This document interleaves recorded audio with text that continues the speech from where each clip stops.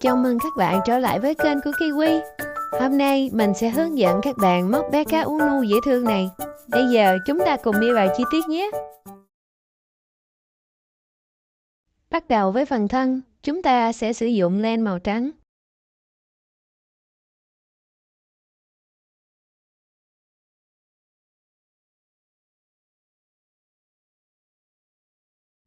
Tạo vòng ma thuật. Móc một bính. Sau đó móc vào vòng ma thuật 2 mũi móc đơn. Một mũi móc đơn.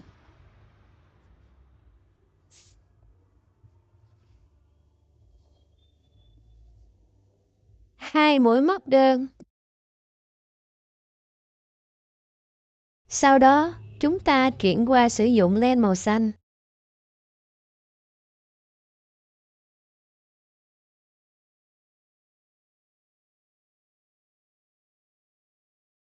Dùng kim móc luồn qua hai tép của chân móc thứ hai. Gập sợi len xanh tạo một vòng tròn. Dùng kim móc kéo vòng tròn này qua hai vòng trên kim.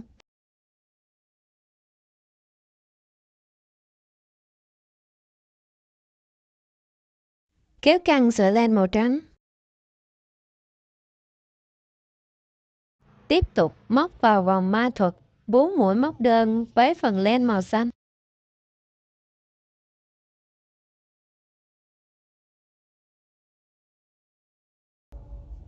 Một mũi móc đơn.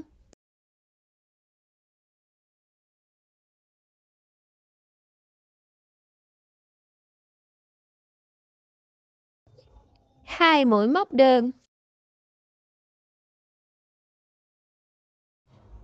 3 mũi móc đơn. Sau khi móc mũi này, kéo mạnh sợi len thừa màu trắng để đóng vòng ma thuật. Tiếp tục móc mũi đơn thứ tư bằng len xanh, nhưng không kéo len qua hai vòng trên kim mà sử dụng len trắng. Sau đó kéo qua hai vòng trên kim.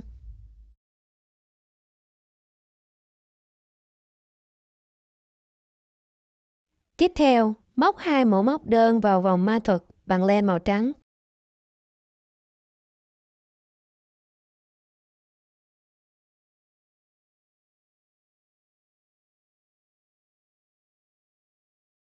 Cuối hàng, móc một mũi trượt vào chân móc đầu tiên.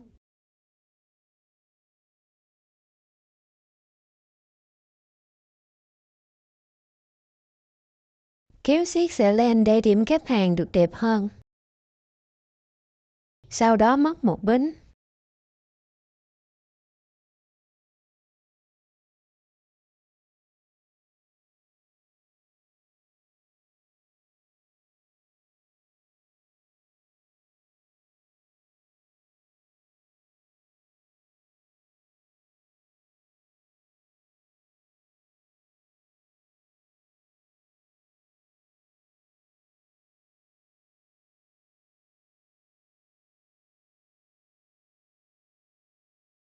Bắt đầu hàng thứ hai, móc vào chân móc đầu tiên một mũi tăng. Mũi tăng bao gồm 2 mũi đơn được móc vào cùng chân. Đánh dấu lại mũi đơn đầu tiên bằng ghim. Móc vào cùng chân móc đó thêm một mũi móc đơn, ta được một mũi tăng. Chân móc tiếp theo tiếp tục móc một mũi tăng. Đến mũi đơn thứ hai của mũi tăng này, chúng ta không dùng len trắng kéo qua hai vòng trên kim, mà thay bằng len màu xanh.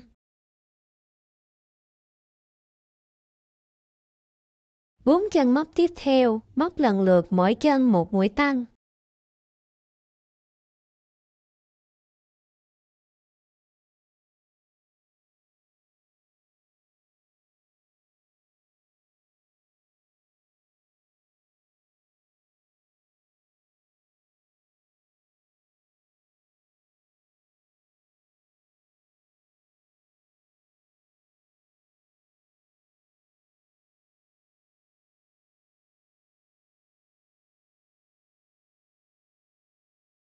Ở mũi tăng thứ tư của phần màu xanh, sau khi móc xong mũi đơn đầu tiên, mũi đơn thứ hai, chúng ta sẽ dùng len trắng để móc qua 2 vòng trên kim.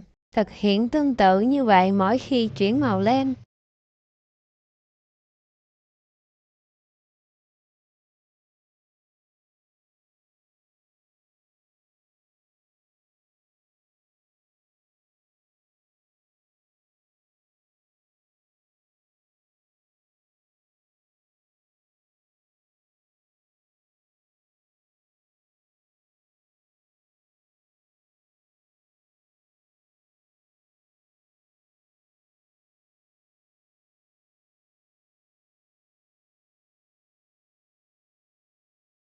Cuối hàng, móc một mũi trượt vào chân móc đầu tiên, sau đó móc lên một bính.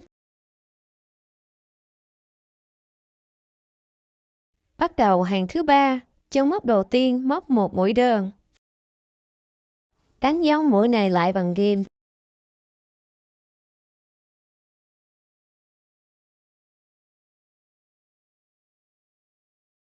Tiếp theo, móc một mũi tăng.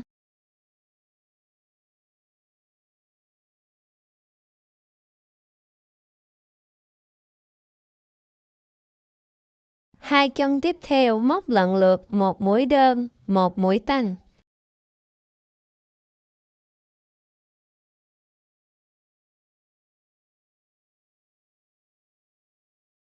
Đến đây chuyển sang len màu xanh.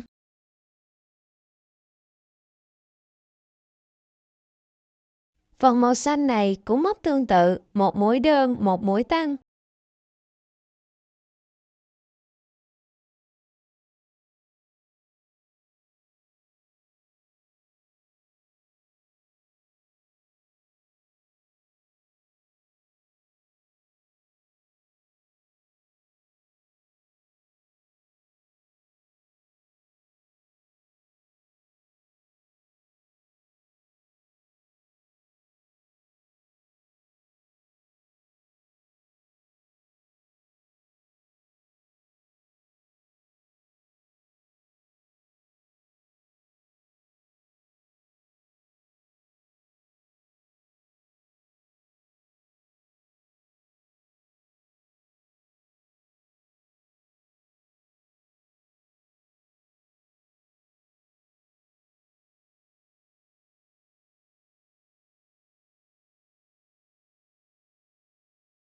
Đến đây, đổi sang len trắng và lặp lại cụm một mũi đơn, một mũi tăng thêm 2 lần.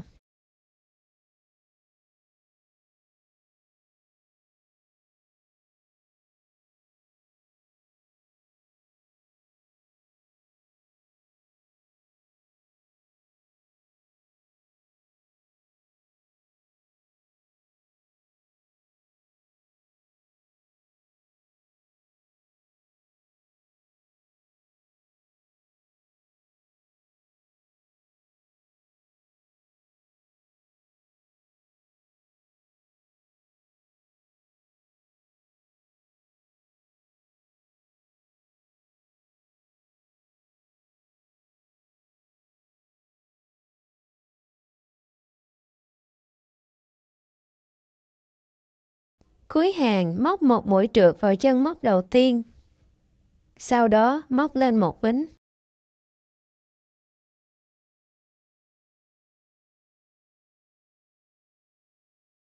Bắt đầu hàng thứ tư, 6 chân móc đầu tiên, móc mỗi chân một mũi móc đơn, đánh dấu mũi đầu tiên lại bằng ghim.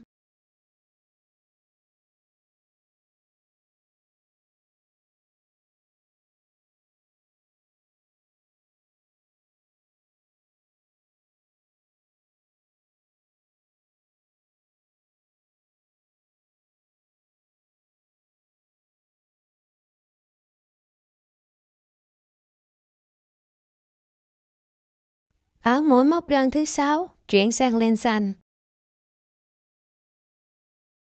12 chân móc tiếp theo móc mỗi chân một mũi móc đơn.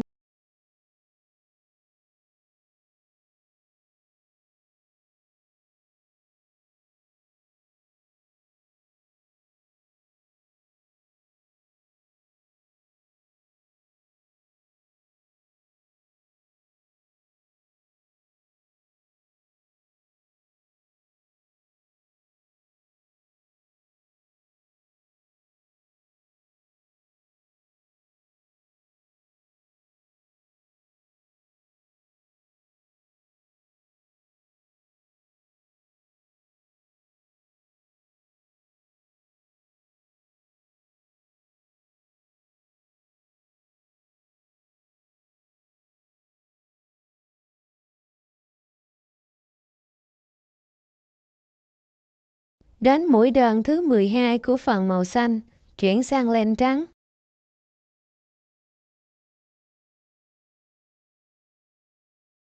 Sáu chân móc còn lại tiếp tục móc mỗi chân một mũi móc đơn.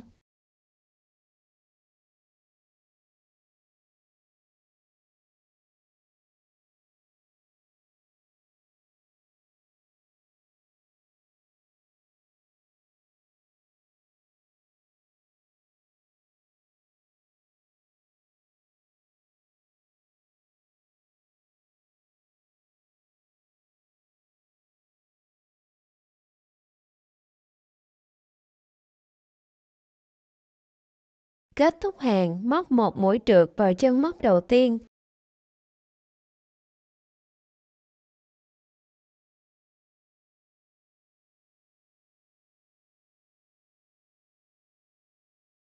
Móc lên một bính.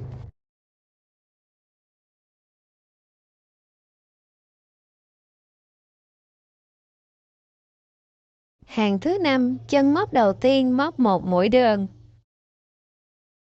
Đánh dấu lại.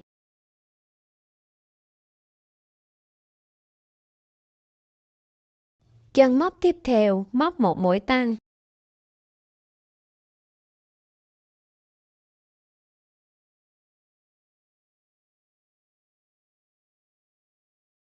Chân móc thứ 3 tiếp tục móc một mũi đơn. 3 chân móc tiếp theo móc lần lượt một mũi đơn, một mũi tăng và một mũi đơn.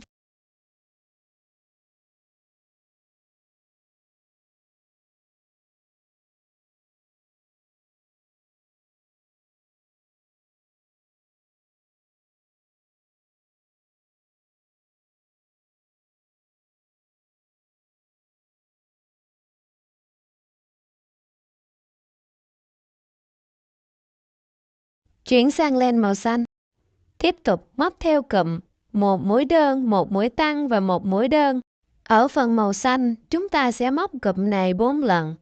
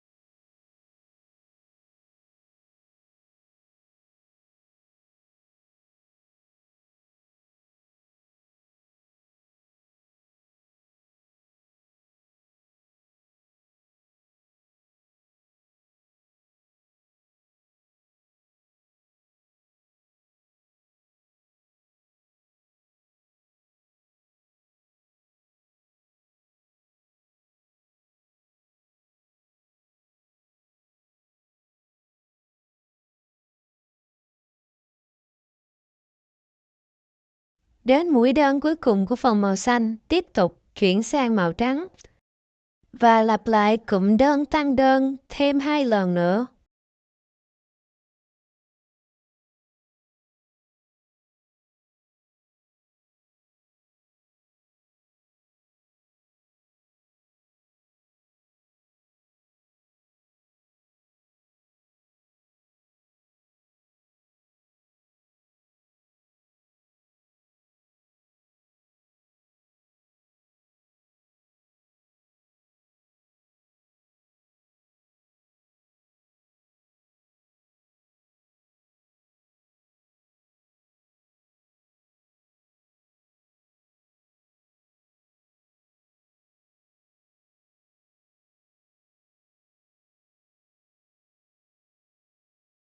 Cuối hàng móc một mũi trượt vào chân móc đầu tiên.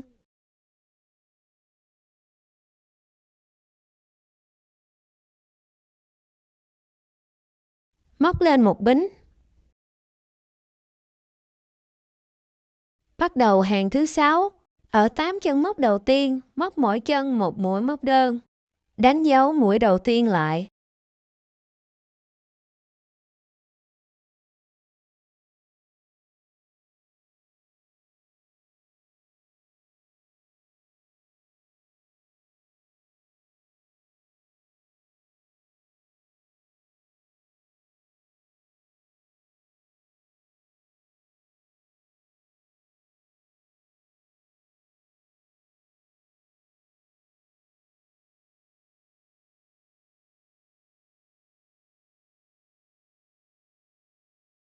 Ở mũi đơn thứ 8, đổi sang len màu xanh.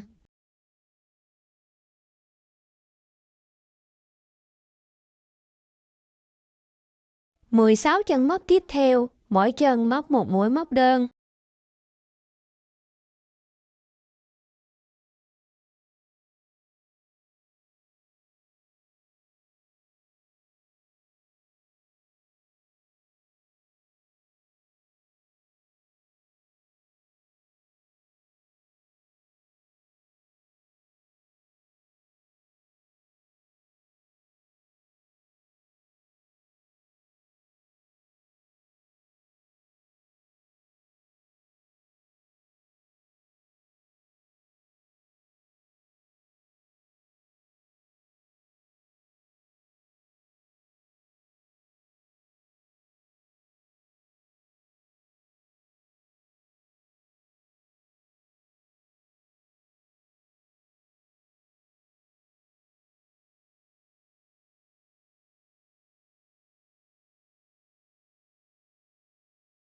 Ở mũi đơn cuối cùng của phần màu xanh, đổi sang len màu trắng.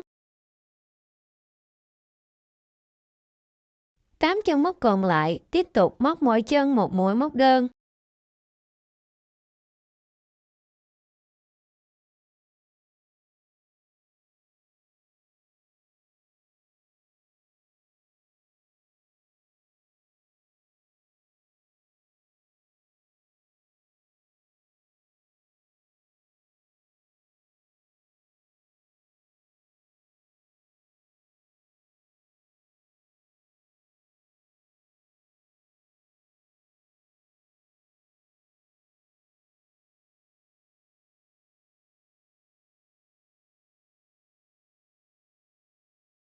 Cuối hàng, móc một mũi trượt vào chân móc đầu tiên.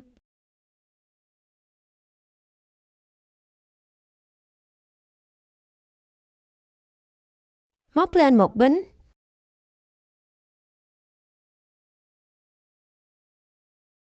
Chừa ra một đoạn ngắn và cắt phần len màu xanh.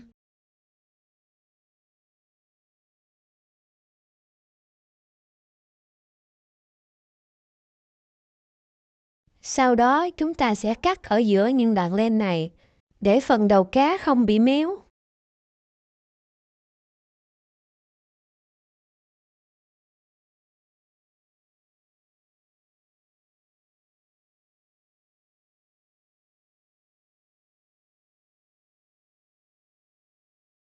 Từ hàng thứ 7 đến hàng thứ 10, tổng cộng 4 hàng. Móc mỗi hàng 32 mũi móc đơn. Toàn bộ chúng ta sẽ dùng len màu trắng và không cần chuyển sang màu xanh.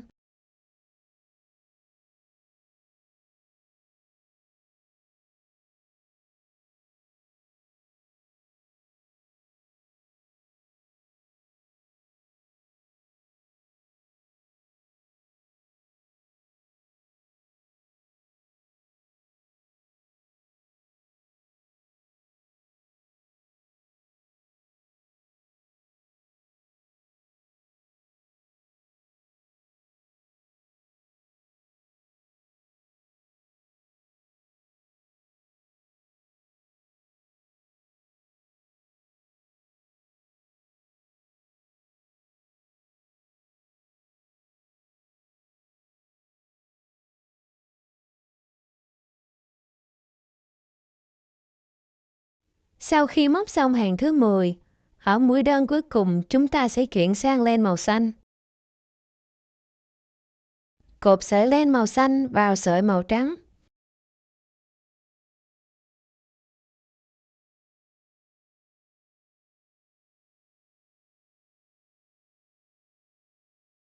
Luồn kim móc qua 2 vòng len của mũi cuối cùng.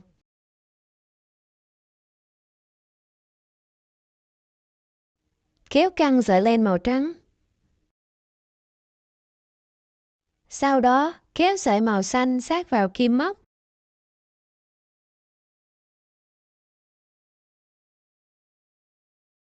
Dùng kim móc kéo sợi màu xanh qua 2 vòng trên kim. Móc một mũi trượt vào chân móc đầu tiên. Các bạn lưu ý, sợi len màu trắng chúng ta vẫn để nguyên và không cắt đi.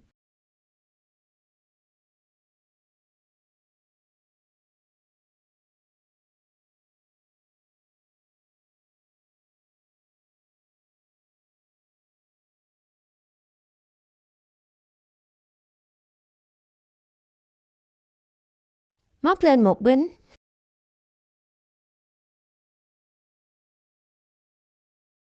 Hàng thứ 11, tiếp tục móc mỗi chân một mũi móc đơn. Tổng cộng hàng này có 32 mũi móc đơn.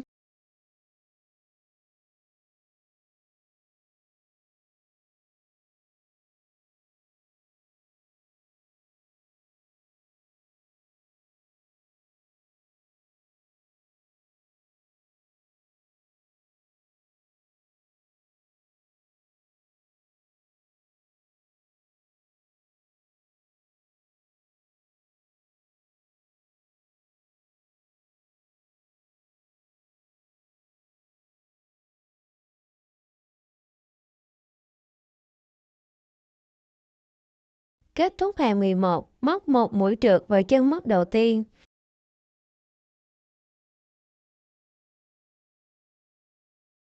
Móc lên một bính. Bắt đầu hàng 12, móc vào chân móc đầu tiên một mũi móc đơn. Dùng kim đánh dấu mũi này lại. Kế tiếp móc một mũi giảm.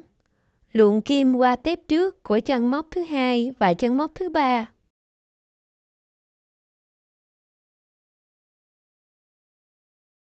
Sau đó lấy len và kéo qua. Chúng ta hoàn thành mũi giảm. Chân móc kế tiếp móc một mũi móc đơn.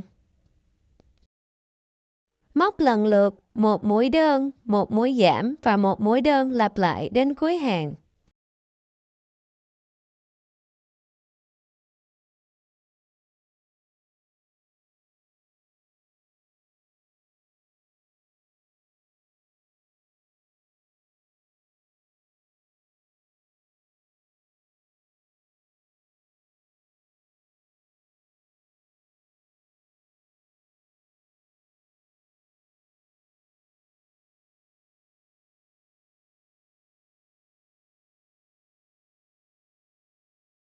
Kết thúc hàng 12, móc một mũi trượt vào chân móc đầu tiên.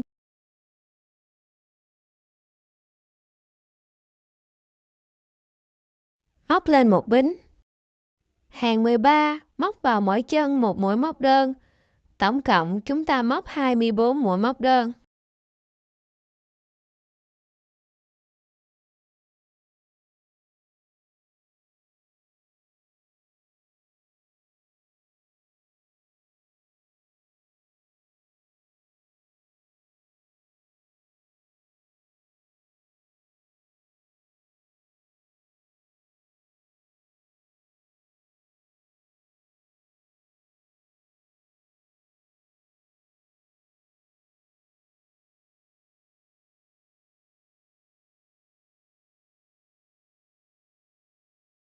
Sau khi móc mũi cuối cùng của hàng thứ 13, chúng ta tiến hành đổi màu len.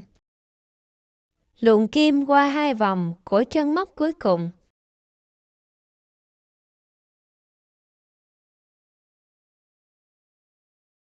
Sau đó kéo sợi màu trắng qua hai vòng trên kim. Cuối cùng kéo căng sợi màu xanh.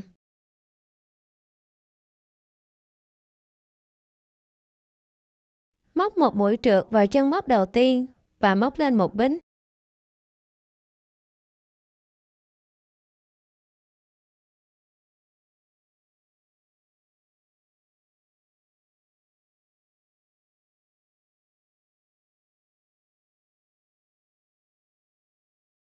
Hàng 14, móc vào mỗi chân một mũi móc đơn, tổng cộng có 24 mũi móc đơn.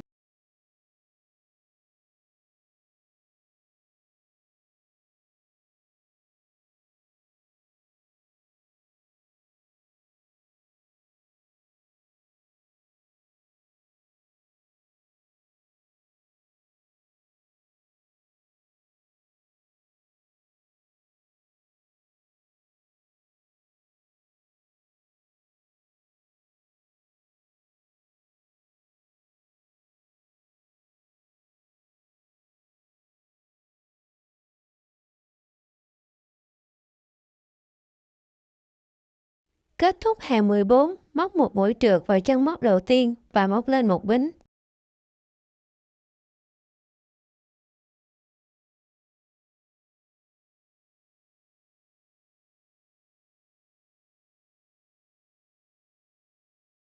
Hàng 15, móc một mũi móc đơn vào chân móc đầu tiên.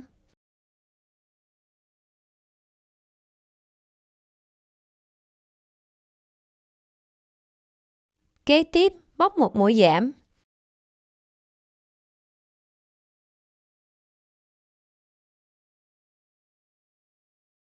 Lần lượt móc một mũi đơn, một mũi giảm, lặp lại đến cuối hàng.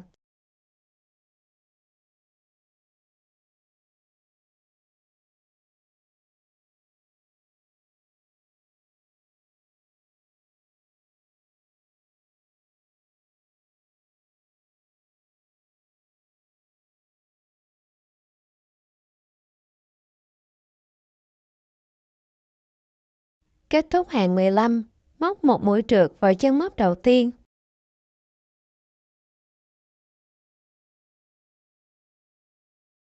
Móc lên một bính. Hàng 16, móc vào mỗi chân móc một mũi móc đơn. Tổng cộng hàng này ta có 16 mũi móc đơn.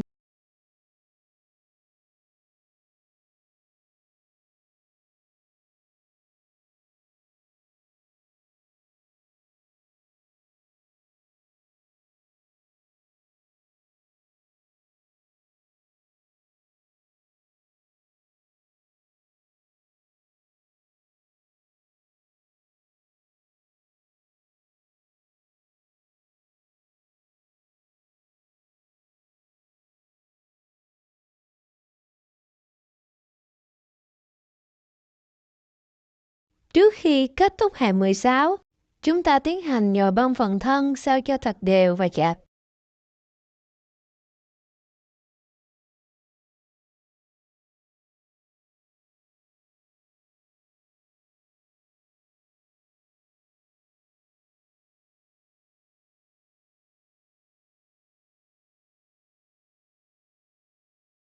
Để kết thúc hàng 16, móc một mũi trượt vào chân móc đầu tiên, sau đó móc lên một bính.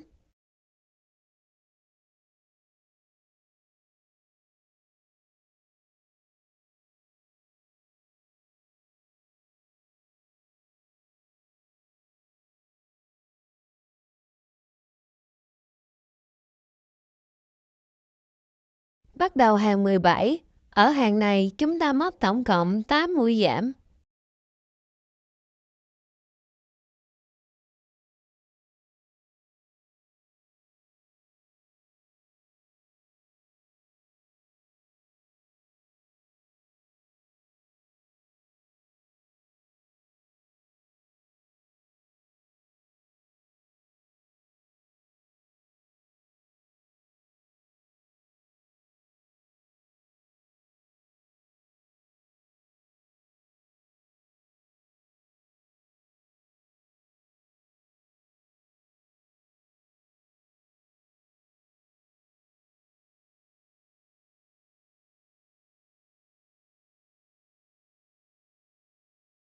Sau khi móc xong mũi giảm thứ 8 của hàng, chúng ta tiến hành đổi sang len màu xanh.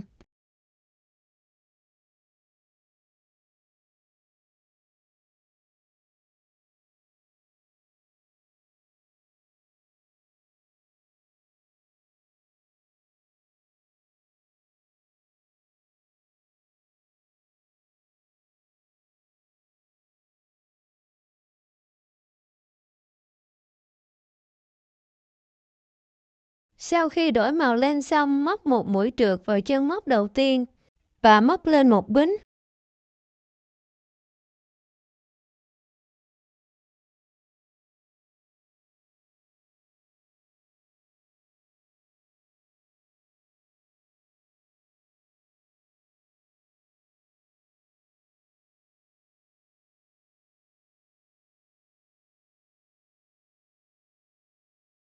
Chúng ta chừa ra một đoạn và cắt phần len màu trắng, sau đó giấu vào trong.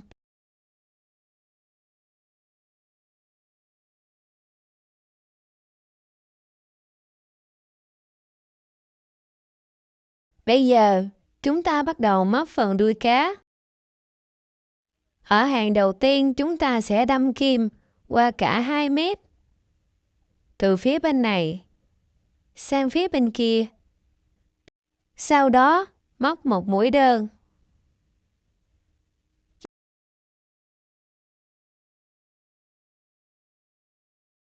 Trong mũi tiếp theo, chúng ta cũng tiến hành tương tự, đâm kim từ chân móc bên này sang chân móc phía đối diện và móc một mũi đơn.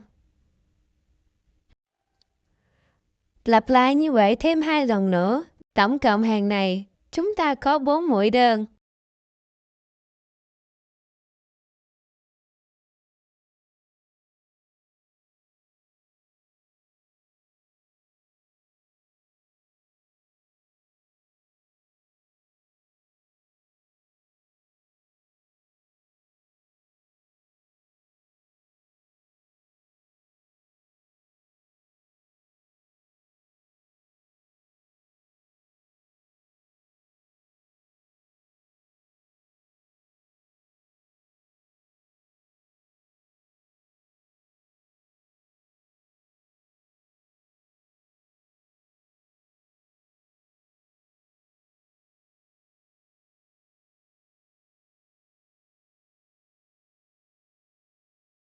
Cuối hàng móc lên một bính. Lật sang mặt kia. Ở chân móc đầu tiên chúng ta sẽ móc một mũi nửa kép, dùng kim xoắn một vòng, đâm xuyên qua chân móc. Sau đó lấy len, kéo qua cả 3 vòng trên kim. Hoàn thành mũi nửa kép, móc lên một bính. Ở chân móc thứ hai, móc vào đó 2 mũi kép đơn chung chân. Mũi kép đơn các bạn thực hiện tương tự như mũi nửa kép. Tuy nhiên chúng ta không kéo lên qua cả 3 vòng trên kim mà kéo lần lượt qua 2 vòng đầu tiên, sau đó là 2 vòng tiếp theo. Lặp lại một mũi tương tự vào cùng chân móc đó.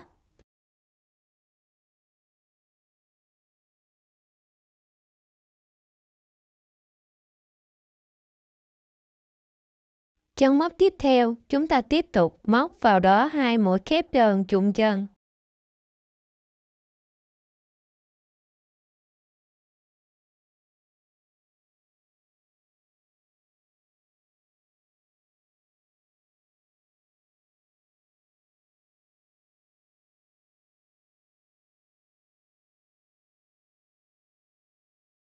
Ở chân móc thứ tư, móc một mũi nửa kép.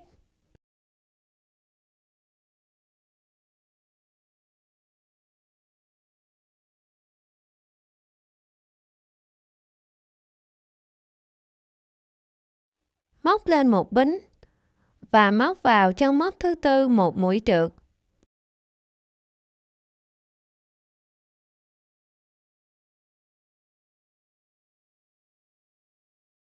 Móc lên một bính để bắt đầu hàng thứ ba.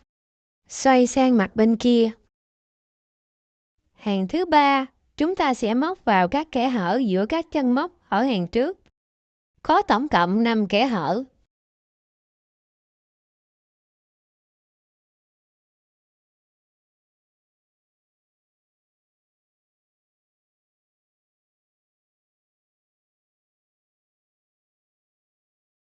Hàng thứ ba, móc vào mỗi kẽ hở một mũi tăng.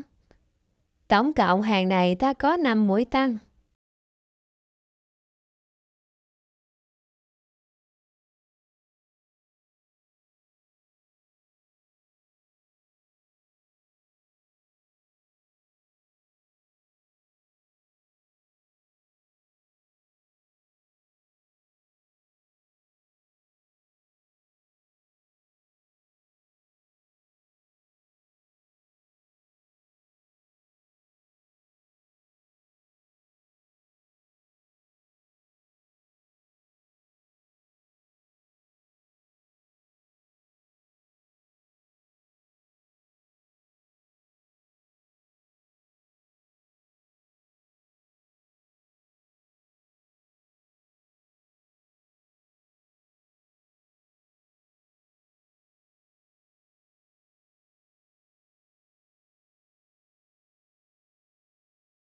Cuối hàng móc lên một bính. Sau đó móc một mũi trượt vào hàng đầu tiên.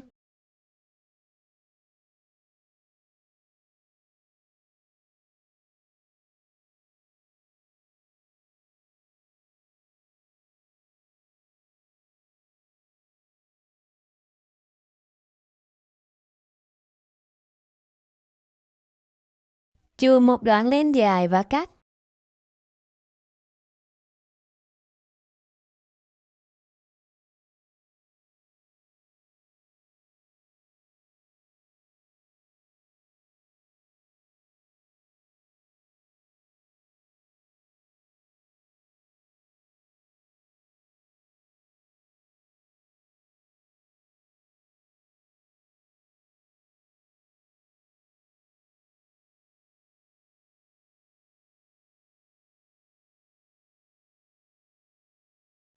Tiến hành khâu giấu sợi chỉ thừa.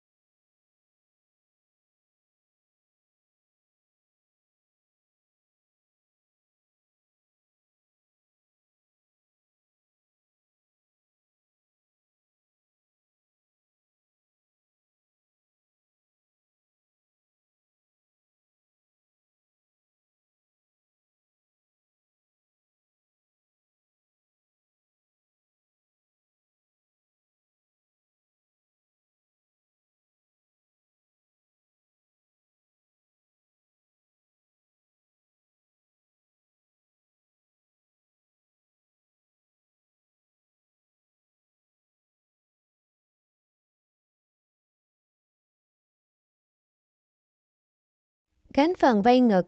Đầu tiên tạo vòng ma thuật.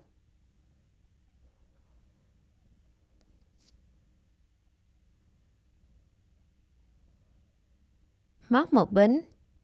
Sau đó móc vào vòng ma thuật 3 mũi móc đơn.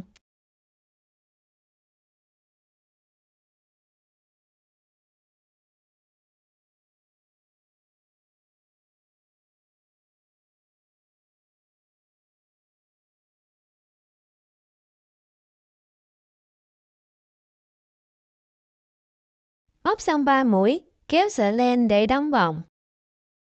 Sau đó móc lên một bính để bắt đầu hàng thứ hai. Xoay lại mặt phía sau. Hàng thứ hai, móc vào chân mũi đầu tiên một mũi nửa kép.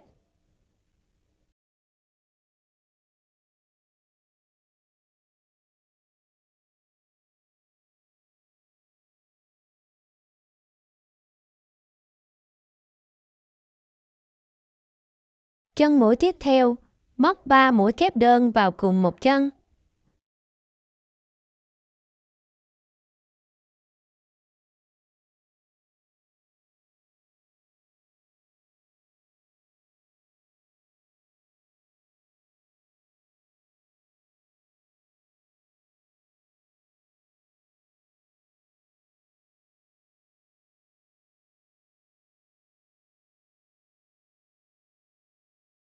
Chân móc cuối cùng móc một mũi nửa kép.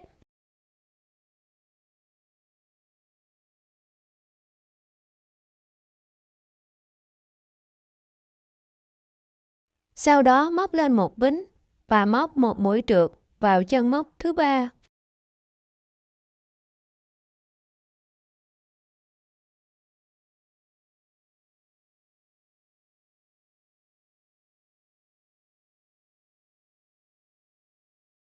Chừa một đoạn len ngắn và cắt.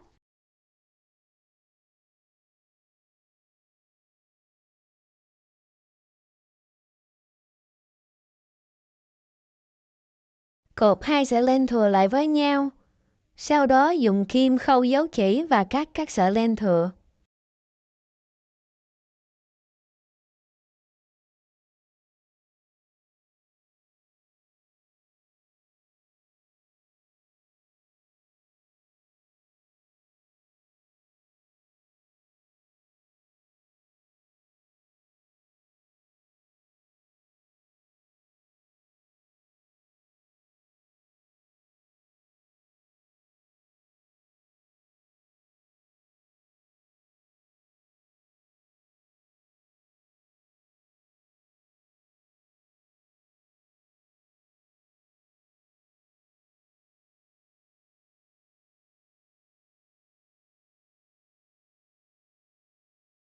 Làm tương tự thêm một vây nữa.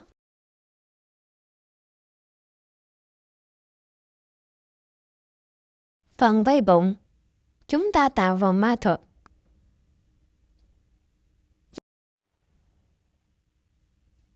Móc một bính. Sau đó móc thêm một bính nữa. Móc vào vòng ma thuật một mũi nửa kép.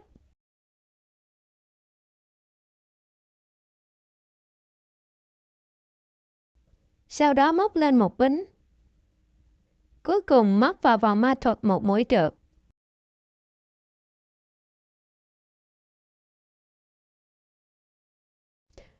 Cắt len. Kéo sợi len để đóng vòng. Sau đó cột hai sợi len thừa lại với nhau và cắt.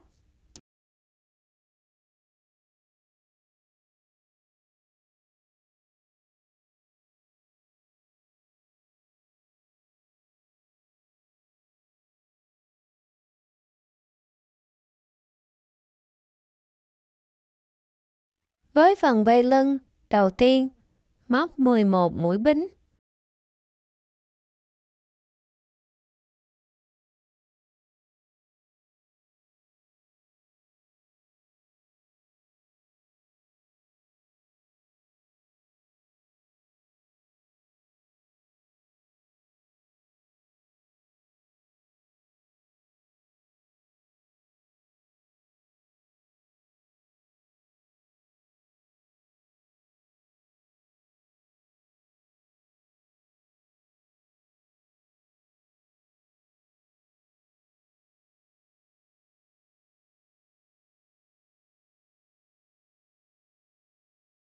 Tiếp theo, chúng ta sẽ móc vào các tép giữa ở phía sau.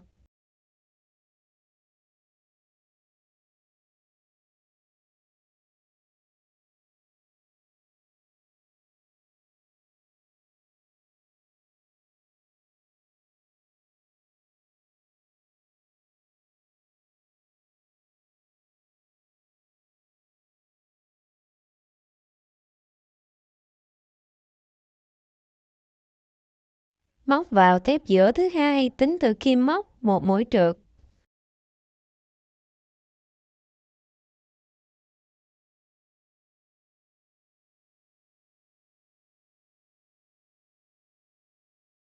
Kế tiếp, tiếp tục móc một mũi trượt.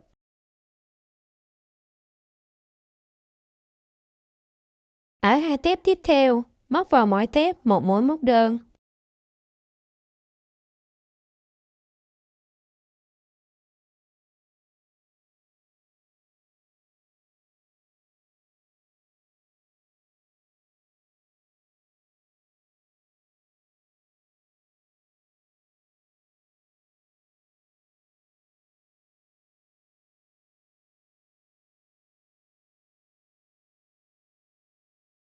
Móc lên một bính.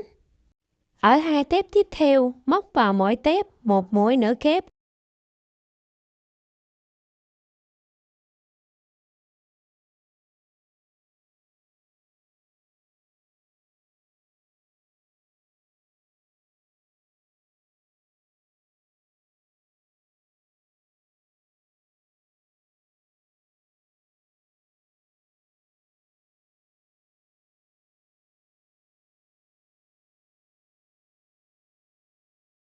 Móc lên một bính.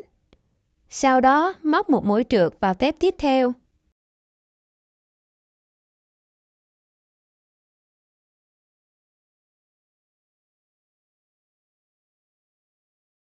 Tiếp tục móc lên một bính. Ở ba tép cuối cùng, móc vào mỗi tép một mũi kép đơn.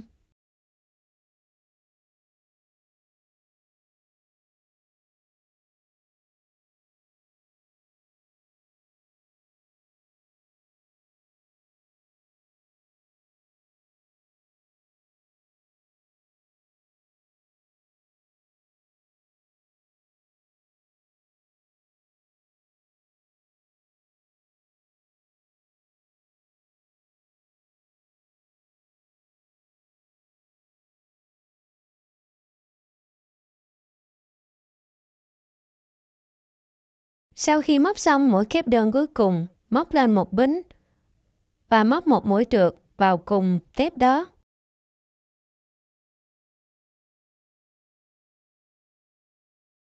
Chừa một đoạn len thật dài để khâu vào phần thân, sau đó cắt len.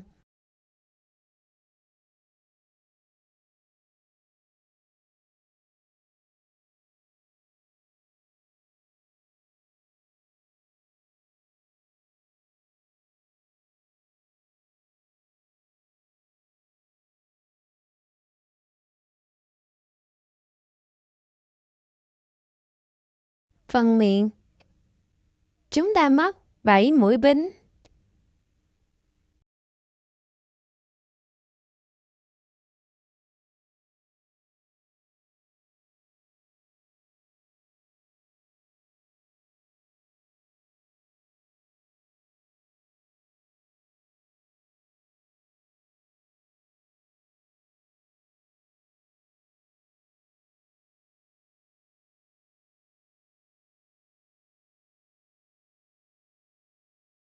Móc xong mũi thứ 7, tiến hành nối vòng bằng cách móc một mũi trượt vào bính đầu tiên.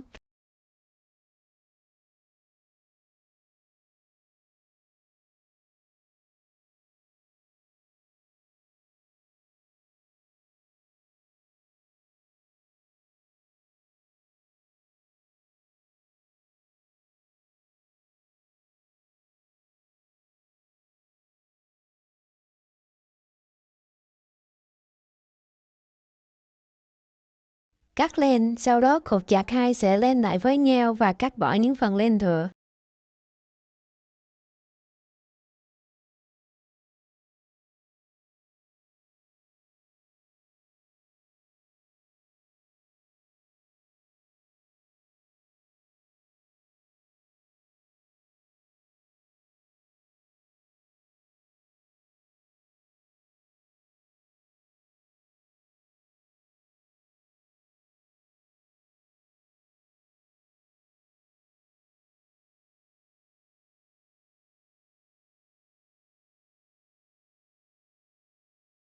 Cuối cùng, chúng ta tiến hành khâu và dán những phần vai vào thân. Đầu tiên là khâu phần vai lưng.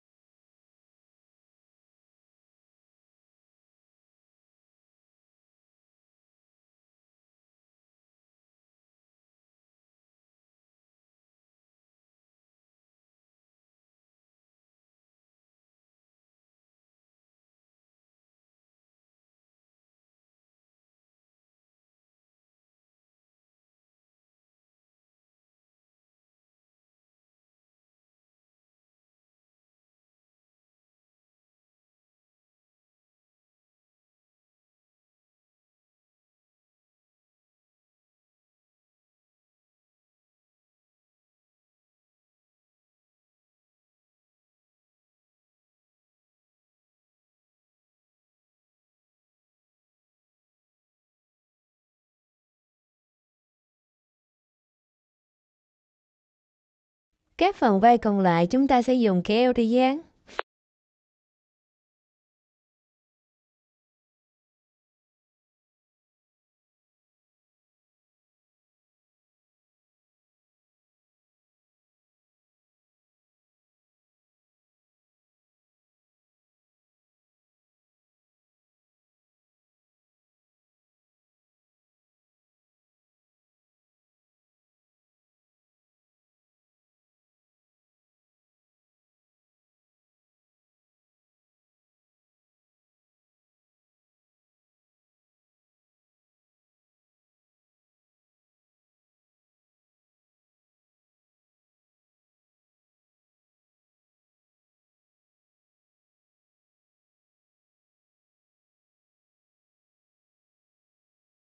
Mắt cá chúng ta sẽ sử dụng mắt 8mm, dán vào giữa hàng thứ 3 và hàng thứ 4.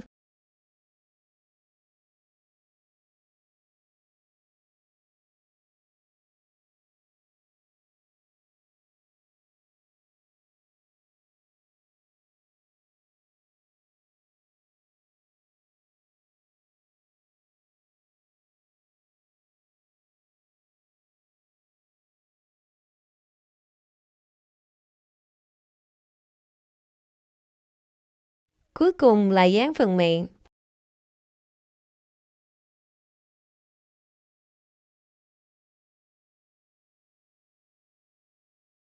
Thêm một tí má hồng.